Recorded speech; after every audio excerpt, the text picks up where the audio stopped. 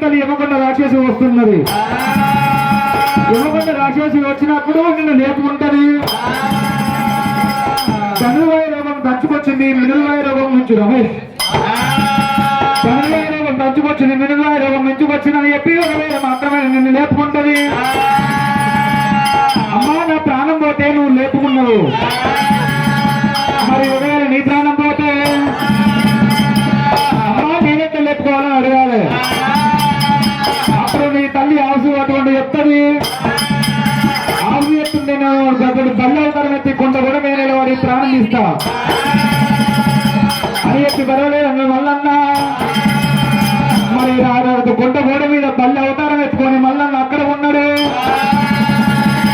మరి రత్నంగిరి అది ఏమి చేసింది, మరి తల్లి వచ్చి అక్కడ చూసింది. అక్కడ కుర్చీ వేసుకోవాలి అమ్మ సత్యనంటదే అయ్య సత్యనంటదా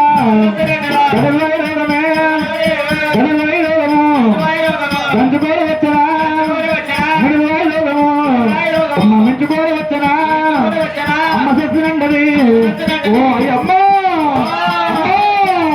అమ్మ మా గడవే అమ్మ గంజుకోరు వచ్చనే అమ్మ మెంచుకోరు వచ్చనా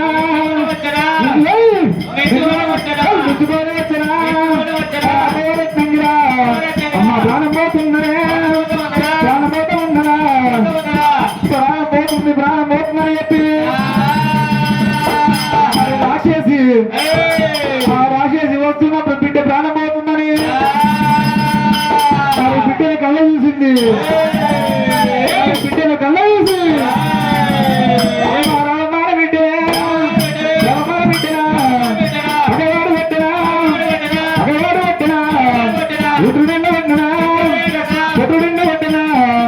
ఎవరెన్ను కొట్టిరి ఎవరెన్ను కొట్టిరి వారి ప్రాణంగా ఇస్తారా ప్రాణంగా ఇస్తారా అమ్మా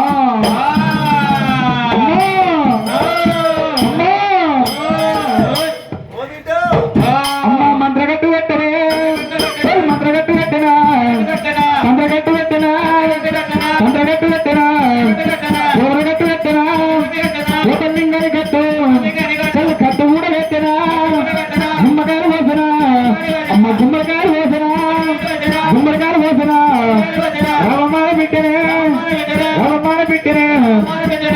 ఆ గుమ్మడికాయలు కొబ్బరికాయలతో అటువంటి శాంతి చేసింది. బిడ్డకు ధనుర్వాయ రోగం దంచుకొచ్చింది మినుల్వాయ రోగం ఎంచుకొచ్చింది. రత్నంగి దేవి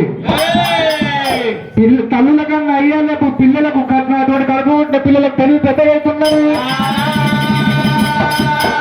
అమ్మా నా ప్రాణం పోతుందంటే నన్ను లేపుకున్నావు. గుమ్మడికాయలు కొట్టి కొబ్బరికాయలు కొట్టి తంత్రకట్టు కట్టి నన్ను లేపుకున్నావు. ఒకవేళ మాత్రమే అటువంటి మనిషికి ఆపద వచ్చిన నాడు మరి నాకు ఆపద రాదు నీకు ఆపద రాదు. ఒకవేళ నీకే ఆపద వస్తే